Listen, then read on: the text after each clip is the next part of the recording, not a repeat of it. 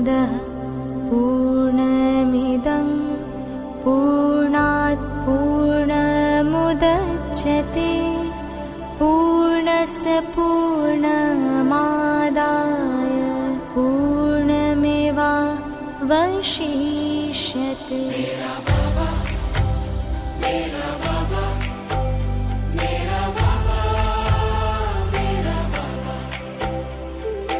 शांति का सागर है, शक्ति का सागर है, प्रेम का सागर है, ज्ञान का सागर है, करुणा का सागर है, धैर्य का सागर है, सत्य का सागर है, पवित्रता का सागर है, रूप का सागर है, मधुरता का सागर है मेरा बाबा।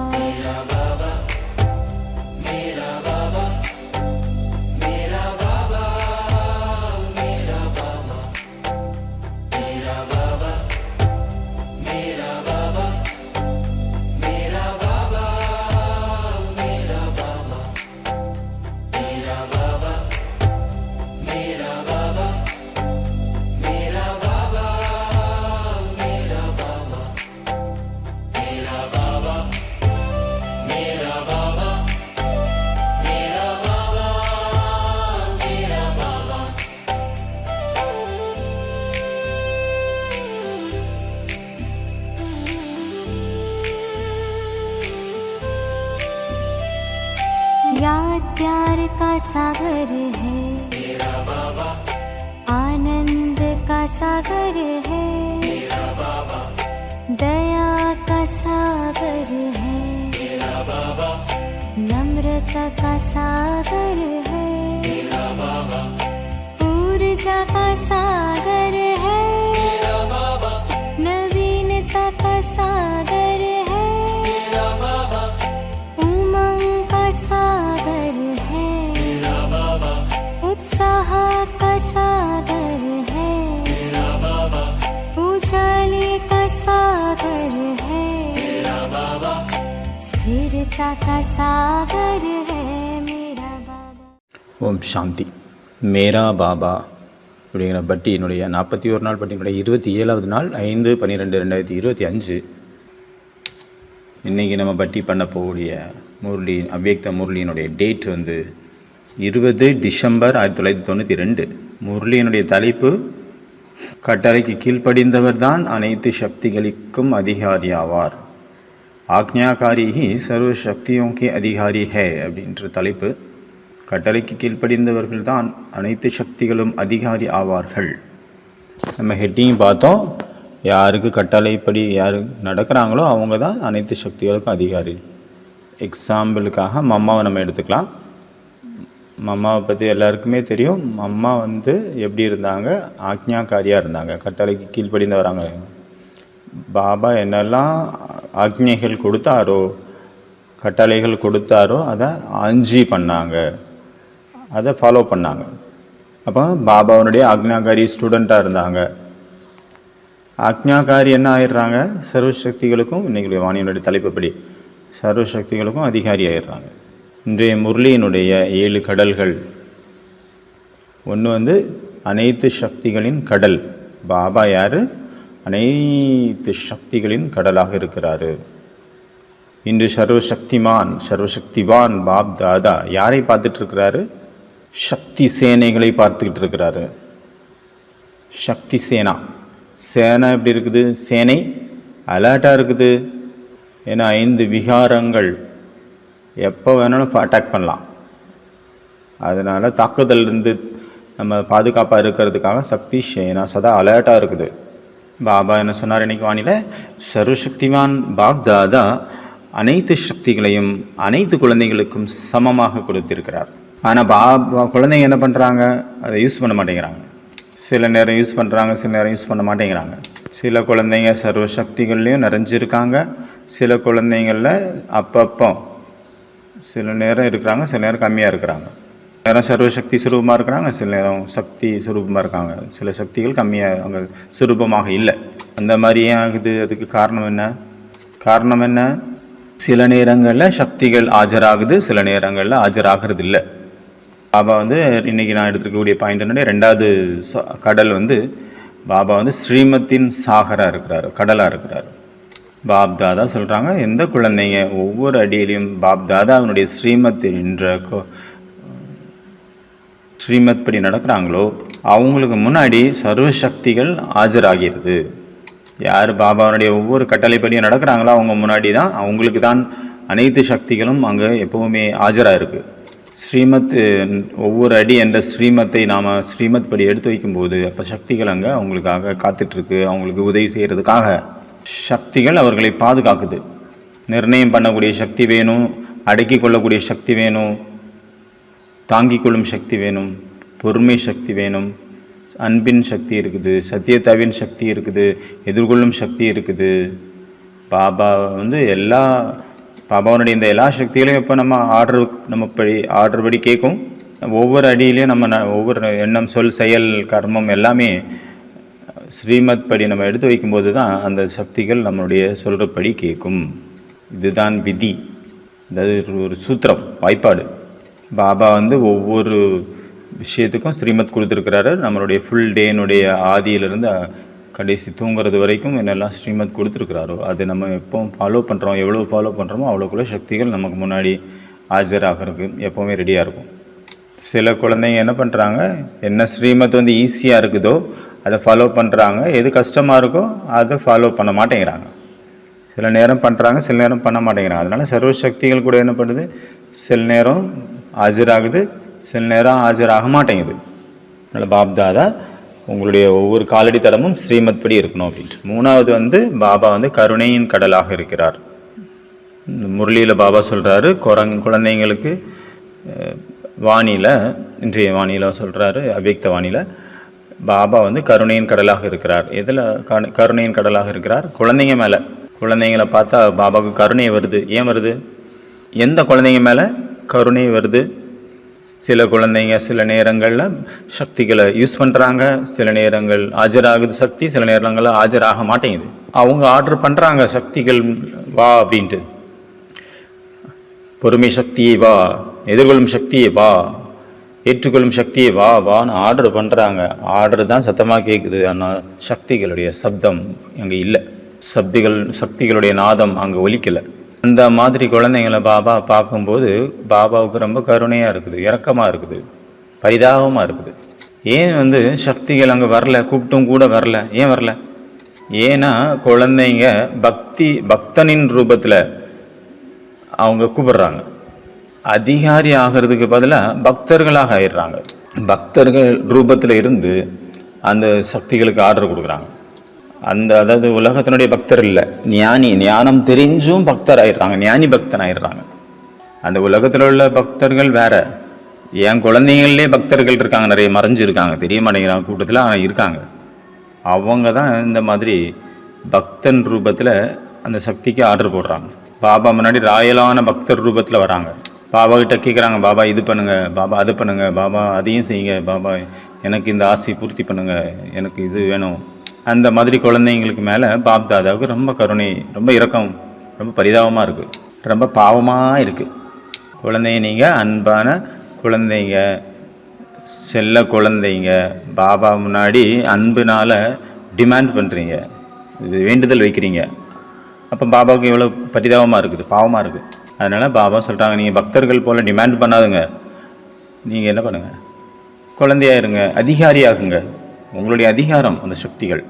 பாபா என்ன ஆர்டர் கொடுக்குறாரோ அந்த ஆர்டர் படி நீங்கள் நடந்தீங்க அப்படின்னா பாபாவுடைய சக்திகள் உங்கள் ஆர்டர் படி நடக்கும். அப்போ நீங்கள் பக்தர்கள் எப்படி கேட்குறாங்களோ அதே மாதிரி உங்களுக்கு கேட்க வேண்டிய நிலைமை வராது. பாப் தாதா கருணையின் கடலாக இருக்கிறார்.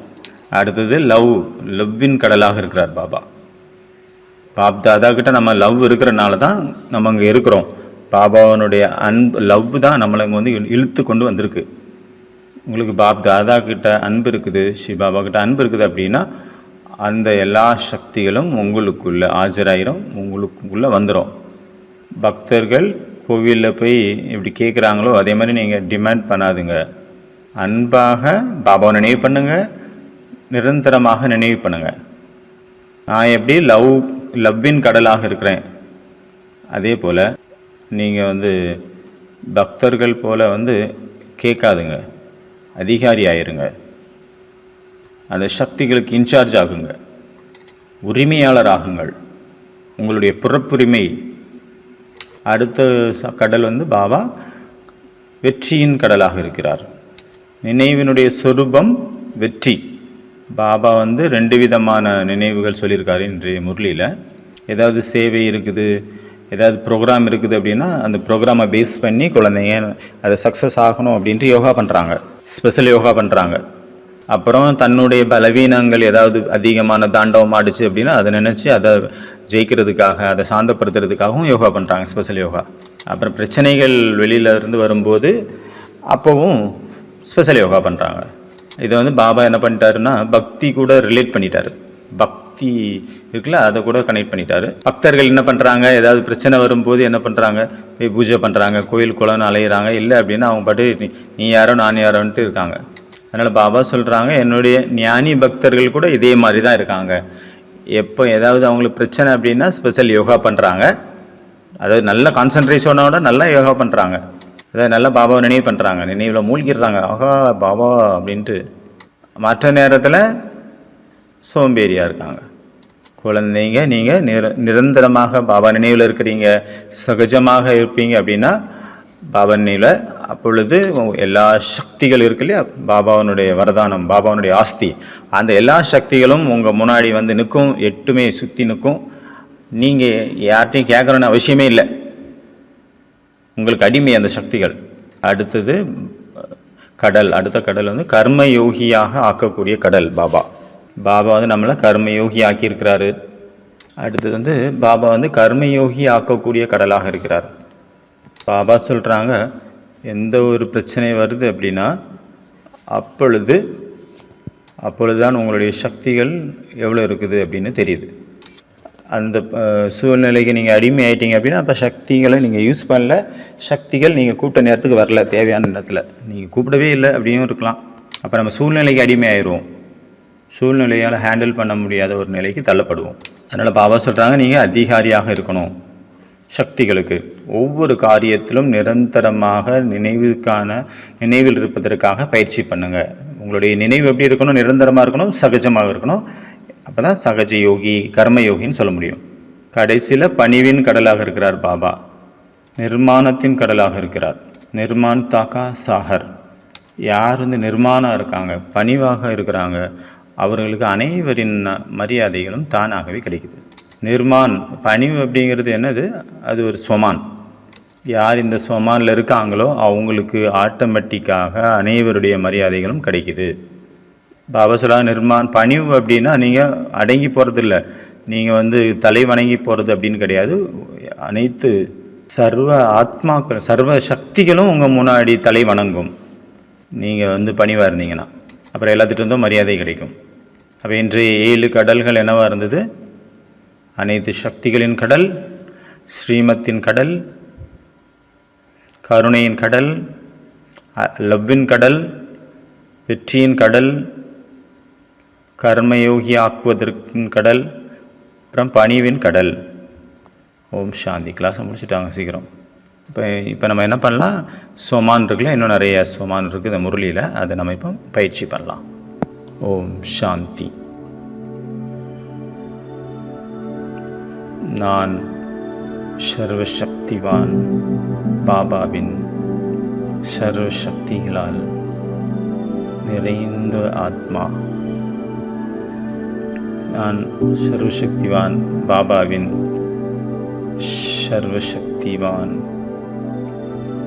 சர்வசக்திகளால் நிறைந்த ஆத்மா.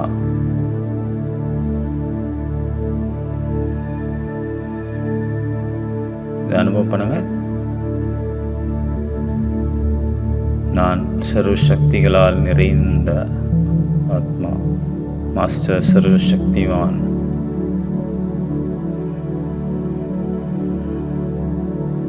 நான் ஒவ்வொரு ஈஸ்வரனின் ஸ்ரீமத்தையும் பாலனை செய்யக்கூடிய கட்டளைக்கு கீழ்ப்படிந்த ஆத்மா.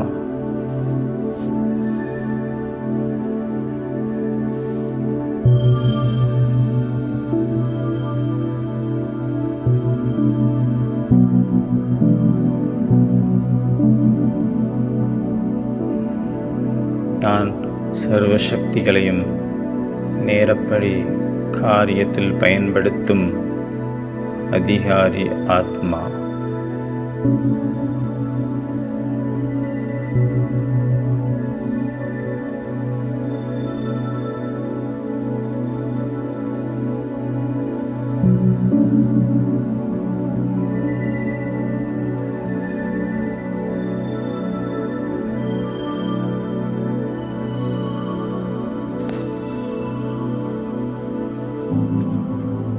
நான் ஒவ்வொரு கர்மத்தையும் பாபாவின் நினைவிலிருந்து செய்யக்கூடிய கர்மயோகி ஆத்மா.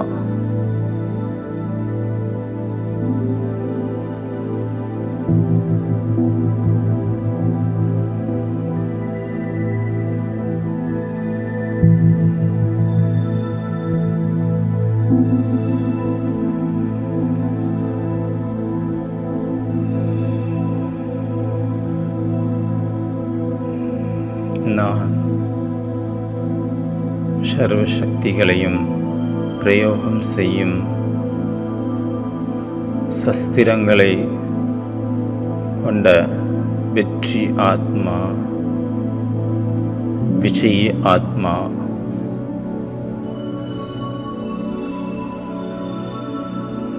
சர்வசக்திகளையும் சஸ்திரங்களாக தரித்திருக்கும் ஆத்மா, வெற்றி ஆத்மா, விஜய ஆத்மா. ஓம் சாந்தி, ஓம் சாந்தி, ஓம் சாந்தி.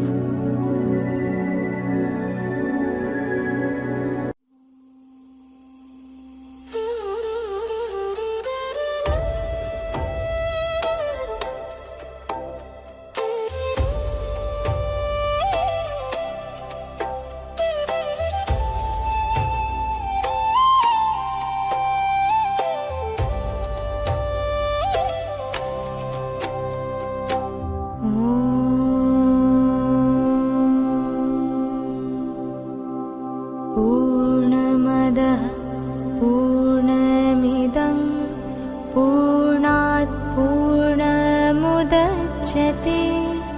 पूर्णस्य पूर्णमादाय पूर्णमेवावशिष्यते.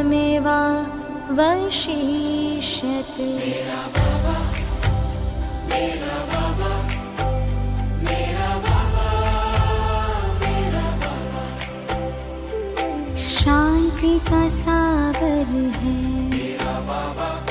शक्ति का सागर है, प्रेम का सागर है, ज्ञान का सागर है, करुणा का सागर है,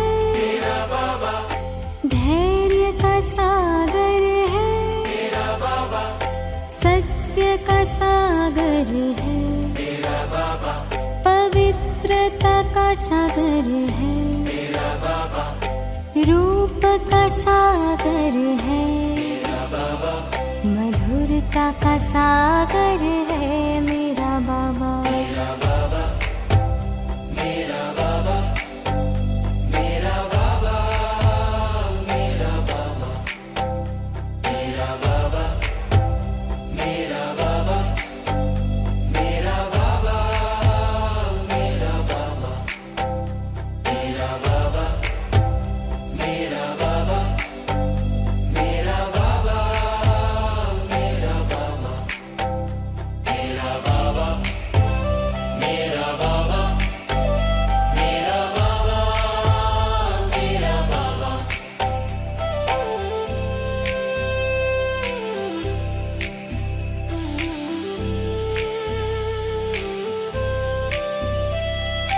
याद प्यार का सागर है मेरा बाबा, आनंद का सागर है मेरा बाबा, दया का सागर है मेरा बाबा, नम्रता का सागर है मेरा बाबा, ऊर्जा का सागर है मेरा बाबा, नवीनता का सागर है मेरा बाबा, उमंग का सागर है मेरा बाबा, उत्साह का सागर है मेरा बाबा, उजाले का सागर है मेरा बाबा, स्थिरता का सागर है